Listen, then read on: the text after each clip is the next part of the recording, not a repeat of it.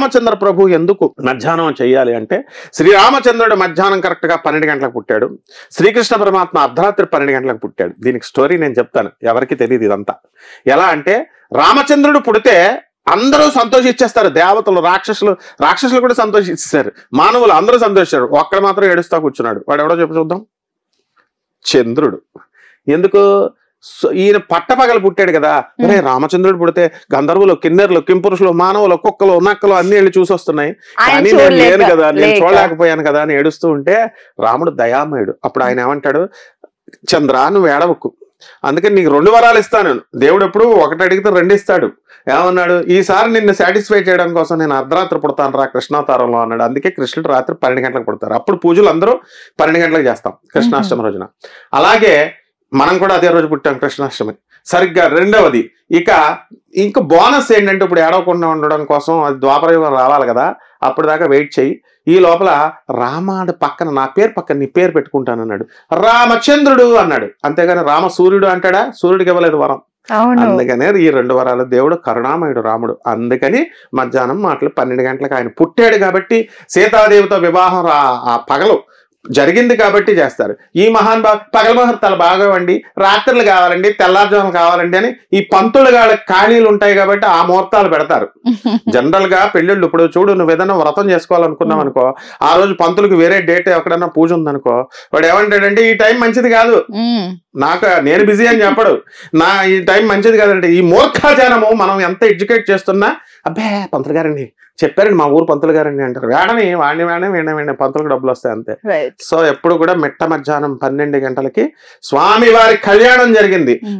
పగలు జరిగినా, night time జరిగినా పెళ్ళిళ్ళు, తెల్లారుజాము జరిగినా, ఎప్పుడు జరిగినా పెళ్ళిళ్ళు సీతారాముల్లాగా ఉండాలి. అంతేగాని వీళ్ళ అర్ధరాత్రి అందరికి ఇబ్బంది పెట్టే గాడిద ముహూర్తాల్లో పెడతారు ఈ పంతుళ్ళు పెళ్ళిళ్ళు. తెల్లారుజాము 3 గంటలకు పెడతాడు. ఎలాగెళ్తారు ఇంటికి? గాడిదలకి ఏమైనా బుద్ధి ఉందా?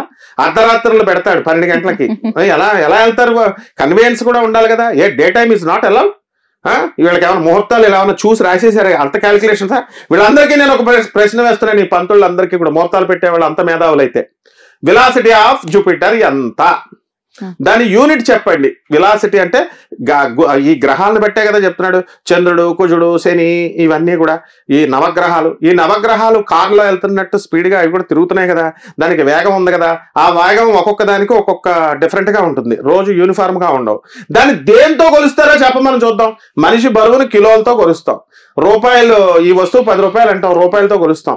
మరి ఈ వేగాన్ని దేంతో కొలుస్తారో చెప్పలేనటువంటి ఈ వీళ్ళంతా ఎందుకు మూఢనమ్మకాలు పెంచుతారు? అర్ధరాత్రులు పెళ్లి చేస్తే మంచిది, తెల్లారుజామున పెళ్లి చేస్తే మంచిది ఛాలెంజ్ చేశారు జ్యోతిష్కులకి, పంతులకి. చెప్పమను ఇప్పుడైనా ఇలా అమ్మా. అందుకని ఎప్పుడు పెళ్లి చేసుకున్నా బాగుంటుంది. రాముడు సీతతో ఏ రోజున డైవర్స్ తీసుకోలేదు. కృష్ణుడు తన అష్టమ భార్యల్ని మంచిగా ఈక్వల్ గా చూసుకున్నాడు. అండ్ లవర్ ఆ రాధారాణి చెప్పినట్టు వినేవాడు. So no diversion, no issues. ఇవి నేర్చుకోవాలా, అంతేగాని పగలు రాత్రి తెల్లారుజామున ఇట్స్ ఆల్ నాన్ సెన్స్ అమ్మా. రైట్. శ్రీరామ నవమి రోజున రామనామ జపం చేస్తే కలిగే లాభాలేంటి? శ్రీరామనవమి రోజునే కాదు, ఎప్పుడు చేసినా మనకి ఫలితం వస్తుంది. అసలు రామనామమే పాపాలను నశింపజేస్తుంది. అంటే నువ్వు ఎవరిష్టం వచ్చినట్టు వాళ్ళు కబ్జాలు చేస్తూ రామ రామ రామ అని అంటే ఆ పాపాలు పోతాయంటే పోవు. నీకు తెలియకుండా చేసిన పాపాలు ఏమైనా ఉంటే అప్పుడు పోతాయని చెప్పాడు. శ్రీరామనవమి రోజున చేస్తే ఆ రోజు రామచంద్ర ప్రభు రోజు కాబట్టి ఎక్కువ ఫలితాలు వస్తాయి. ఎలాగా? శ్రీరామ రామ రామ ఇతి శ్రీరామ రామ రామేతి రమే రామే మనోరమే సహస్రనామ తత్తుల్యం రామనామ వరాననే. కొన్ని ఎగ్జామ్షన్స్ ఉన్నాయి. రామ రామ రామ అని దాని ముందు శ్రీ పెడితే షార్ట్ కట్ మెథడ్ చెప్పారు, నీకు 1000 కోట్ల రెట్లు ఎక్కువ ఫలితం వస్తుందని. అలాగే ఆస్పీషియస్ డేస్ అంటాం. ఇవన్నీ కూడా సూర్యగ్రహణాలు, చంద్రగ్రహణాలు, తర్వాత అమావాస్యలు, పౌర్ణములు, శనివారం అమావాస్యలు, నవములు, శ్రీరామనవములు, దసరా, మహర్నవమి, విజయదశమి ఇలాంటి పర్వదినాల్లో ఎవరైతే రామా అని చేస్తే ఏకైకమక్షరం పుంసా మహాపాతక నాశనం అన్నారు. ఒక్కొక్క అక్షరము ఒక్కొక్కసారి చేసినప్పుడు రామ అన్న పాపాలు నశిస్తాయన్నారు. చరితం రఘునాథస్య శతకోటి ప్రవిస్తరం. ఎక్కడి వరకు వెళ్ళిపోయింది అయింది? యోజనాలు. ఇంగ్లాండ్, బ్రిటిష్, ఆ తర్వాత యుఎస్, ఫ్రాన్స్ అందరూ శ్రీరామనవమి చేస్తారు. All the Christians also in foreign countries they will celebrate అలాగా ఆ యూనిటీ అనేది ఫారిన్ కంట్రీస్ లో ఉంది. ఈ గాడిద యూనిటీ అనేటటువంటిది ఈ యొక్క భారతదేశంలో లేదు, కొట్టుకు చస్తున్నారు అనమాట. కాబట్టి శ్రీరామ నవమి రోజున చేసినప్పుడు అనంతమైన ఫలితం వస్తుందమ్మా జపం వల్ల. మీరు ఎప్పుడు కూడా మనకి ఏం చెప్పినా కూడా ఈ రంగు బట్టలు వేసుకుని ఈ రంగు దానం చేస్తే బాగుంటుంది. మీరు పలు నాకు ఇంటర్వ్యూలో చెప్పడం జరిగింది. అలాగే నవమి రోజున ఏ రంగు బట్టలు వేసుకొని మనం పూజ చేస్తే ఆ రాముల వారికి నచ్చుతుంది, అలాగే ఆయన ఏ బట్టలు రంగు మనం వేసుకొని ధరిస్తే ఆ రోజు మనకి బాగుంటుంది. రాముడు దిగంబరుడు అంటే బట్టలు లేకుండా ఉండేవాడు, ఈ అఘోరి అమలా కాదు. దిగంబరుడు అంటే దిక్కుల్ని అంబరాలుగా చేసుకునేటటువంటి వాడు. అంటే ఆయనకి ఎంతసేపు బ్లూ కలర్ ఇష్టం, స్కై బ్లూ. అందుకే కృష్ణుడు బ్లూ, రాముడు బ్లూ, పార్వతీదేవి బ్లూ అంటే నలుపు రంగు.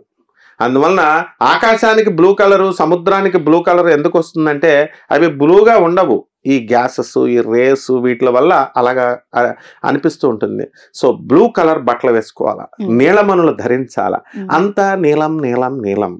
అందువల్లనే ఎందుకు రాముడు ఇప్పుడు తెల్లగా ఉన్న అమ్మాయిలు ఉంటారు, వీళ్ళకి ఒకసారి ఏసీ లేకపోతే అయ్యి బాబాయ్ అంటారు. అలాగే ఎవరినన్నా కలవాలనుకో జస్ట్ 2 minutes లో అపాయింట్మెంట్ కావాలంటారు. అంటే తెల్లగా ఉన్న వాళ్ళు మగవాళ్ళు కానీ ఆడవాళ్ళు కానీ వాళ్ళకి ఓపిక తక్కువ ఉంటుంది. అండ్ అదే నల్లగా ఉన్నటువంటి వాళ్ళకి ఓపిక ఎక్కువ ఉంటుంది, రోగాలు తొందరగా రావు, ఇమ్యూనిటీ పవర్ ఎక్కువ ఉంటుంది. అలాగే రామచంద్ర ప్రభు నలుపు కాబట్టి బ్లూ కలర్, నలుపు డ్రెస్సులు అనేటటువంటివి చాలా ఇష్టం. అందుకని నీలం కలర్ చాలా ఇష్టం అమ్మ రామచంద్ర ప్రభుకి. రైట్.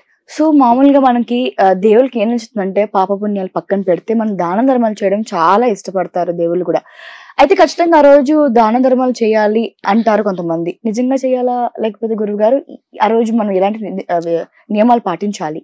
దాన ధర్మాలు ప్రతిరోజు చేయాలా, ప్రతి మనిషి చేయాలా. లవర్స్ కి చేయడం కాదు దాన ధర్మాలు. లేకపోతే వాళ్ళకి ఇష్టమైన వాళ్ళ చుట్టాలకి చీరలు పెట్టడాలు, లేకపోతే వాళ్ళ చుట్టాలకు మంచి పేరు మెచ్చుకుంటారని పెట్టడం కాదు, పేదవాళ్ళకి పెట్టాలి. పేదవాళ్ళు ప్రపంచంలో అవసరాల్లో ఉండి అడుగుతారు పాపం. ఇలాంటి వాళ్ళకి అందరికీ కూడా ఆ రోజు దాన ధర్మాలు చేయాలి. ఆ రోజు శుక్రవారం అయినా సరే కొంతమంది గాడిద పంతుళ్ళు, కొంతమంది గాడిద ఫిలాసఫర్స్ ఏం చెప్తున్నారు, ఇదిగో శుక్రవారం నాడు డబ్బులు ఇవ్వకండి లక్ష్మీదేవి వెళ్ళిపోద్ది, మంగళవారం నాడు డబ్బులు ఇవ్వకండి, వీడి పెళ్ళడానికి హార్ట్ అటాక్ వస్తే ఎవడో ఇవ్వకూడదు వీడికి అప్పు, ఎందుకంటే ఆ కేర్ హాస్పిటల్, ఈ అపోలో హాస్పిటల్ బిల్లు ఒక 50 లక్షలు ఇవ్వాలా, వీడికి ఎవడో అప్పు ఇవ్వకూడదు. అప్పుడు ఇలాంటి ప్రచారాలు చేయడం మానేస్తారు. అందువలన అవసరాలలో ఉన్నప్పుడు help the poor, help the needy. ఇది స్వామి వివేకానంద చెప్పింది, జీసస్ క్రైస్ట్ చెప్పింది, ఎవ్వరు చెప్పినా యూనివర్సల్ బ్రదర్హుడ్ ముస్లిం చెప్పింది, క్రిస్టియన్స్ చెప్పింది, సర్వమతాలు గురునానక్ అందరూ చెప్పింది. కాబట్టి ఇలాంటి పండగ పబ్బాల రోజున ఎందుకు పాపం అడుక్కునే వాళ్ళంతా రామాలయం గుడి బయట ఎందుకుంటారు, జనమంతా వెళ్తారు కాబట్టి ఏదో ఒక హెల్ప్ చేస్తారని. Every human being will have greater expectations on his fellow being అన్నారు. పక్క వాళ్ళని ఆశిస్తారు. నీ కారు ఉందనుకో, అరే ఎప్పుడైనా సరే నన్ను ఎక్కించుకుంటుందో మన బబ్బులు అడుగుతాడు, ఎక్స్పెక్ట్ చేస్తాడు.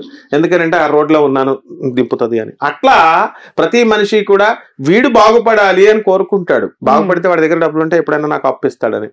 ఈ వీళ్ళు వచ్చి ఇప్పుడు ఆధునికమైనటువంటి యూట్యూబ్ జ్యోతిష్కులు వచ్చి నువ్వు మంగళవారం ఇవ్వకు, శుక్రవారం అనుకో, అసలు పాత బట్టలే దానం చేయకు, మొత్తానికి పోతావు నువ్వు అని. అసలు వీళ్ళ అమ్మ పెట్టదు, అడుక్కు తినానేవద్దు, వీళ్ళు పెట్టరు, వీళ్ళు ఎలాగో దానాలు చేయరు, అంతా ఇన్కమింగ్ లేళ్ళు. కాబట్టి ఇలాంటివి చేయకూడదమ్మా. ఖచ్చితంగా శ్రీరామనవమి రోజున దాన ధర్మాలు మిగతా రోజుల్లో కూడా చేయాలి, ప్రతి నెలా చేయాలి. మనుస్మృతి కూడా చెప్తుంది, నాట్ ఓన్లీ పాస్టర్స్ కాదు, అది కరెక్ట్, అది క్రిస్టియానిటీలో చెప్పింది కరెక్ట్. దశమ ఫలం ఇవ్వాలి అన్నారు. అంటే ఎవ్రీ మంత్ నువ్వు ఇవ్వరా బాబు, 10%. మనుస్మృతి కూడా 10% అనే చెప్పింది. మనుస్మృతి కూడా 10% ఇవ్వాలి హిందూ ధర్మం చెప్తుంది. ఎవడిస్తున్నాడు, అంతా బీర్వాల్లో కుక్కుతున్నారు. అదిగో మొన్న ఒక జడ్జి, ఆనరబుల్ జడ్జిది కాల్ చేస్తే హైకోర్టు జడ్జి 120 కోట్ల రూపాయలు కట్టలు కాలిపోయినాయి స్టోర్ రూమ్ లో. మరి అలా ఉంటుంది అనమాట.